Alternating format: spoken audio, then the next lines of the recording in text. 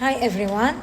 Another review, another reflection on Kristen Hanna's book. So yesterday I finished The Nightingale, and after that I was wondering whether I shall start with the women or the Four Winds. So both of them were in front of me, and I don't know where to, which one I shall hit first. And then I just read the last, the back side, and it says here the word women, it says heroes, it says Vietnam War, heroic. So I said, let me just be on the same atmosphere, especially that I am still not over The Nightingale. Like, the story is still with me. I'm still holding to the echoes of Isabel, Vienne, the war in Paris. So I'm still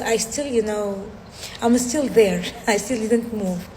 And again, it's again another reflection on The Nightingale. So the reason why I am still there is like when I keep thinking about what really made this book a page turner. Why am I really still thinking about it? And honestly, there are many reasons. Yes, I love fictional books. I love historical fiction. Not fiction, actually, I mean historical fiction, when it is about that factual, part. Yes, it's a fiction, but there is something, factual about it. But not every single detail in history could attract us. If the story was just about World War II in general, which is something that we all know, I guess it won't be that much attractive to me. But here, this is really the clever part in the book. Kristen Hanna, she's not talking about World War II in general, but she is, diving into a very specific event, which is, personally, I have never heard about the fact that Paris was invaded by the Nazi, and this occupied France, and how the women were treated at that time. So this is something that really made me like, wow, I didn't know about this before. So I really wanted to know what happened at that time. Now, another reason is that, of course, I am a woman and I love to read things that are related to female character. And I guess Kristen Hanna is really, I don't know if I can say I call her a feminist or no, but she really focuses a lot on women and on the female character. So when I was reading the book and when it started to talk about Gaetan, at first I was thinking that Gaetan would be a main character in the story, and then I discovered no, he's just a minor character.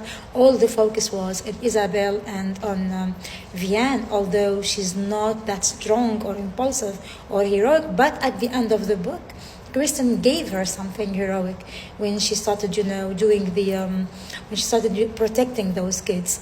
So honestly speaking, I like books that are talking about women, that are painting a beautiful portrait of women wherever they are or whenever they are, at any time, any setting. Something else, and this is also maybe till now, when we look at women in general, there are like two different characters. We usually have those women who are, I can say, brave. They are rebel. They are impulsive. They dare. They can make their own decisions. They don't wait for anyone to give. This is one type, one category. And we also have the other category of women who are similar to Vienne, who are protective, who are afraid to take decisions by themselves, who care about what the society will, how the society will judge them. And I love really the depiction of both characters, the contradiction, how it was, painted with, throughout the book. At a certain time, maybe I didn't like Vienne character, how she was obedient, how she was submissive, how she is not taking decision, and how she is too much protective of those she loved to the extent that she would sacrifice herself. But at the end, Kristen Hanna gave her, something really that made her stand out. And another thing that also kept me reading, I was wondering, who is the woman? And I was like, who is the Nightingale? When I was reading, I want to know. And later on, of course, by the medium, this also keep us, go on, and we don't want to leave the book. We want to know, who is the Nightingale? Why is this book entitled The Nightingale? Until we discovered that. Also, at the beginning, we know that an old woman is talking to us with her son Julian, And honestly speaking, at first I thought that this woman is Isabel. And I was waiting for that moment. How did she have this son, Julian? Was there any relation between her and Gaetan? And that was the aha moment at the end when we discovered that the narrator actually was her sister Vean and not Isabel. Yes, it's a tragic end for Isabel, but it was fair also because we liked what she has done throughout her life. It's exactly what she wanted. She wanted to be remembered. She wanted to be a hero. So yeah, it's a book that can really, stay with us. It's The Nightingale is something that we will really like to read. And so now I am on The Women with Frankie, and again I guess it's also about another woman.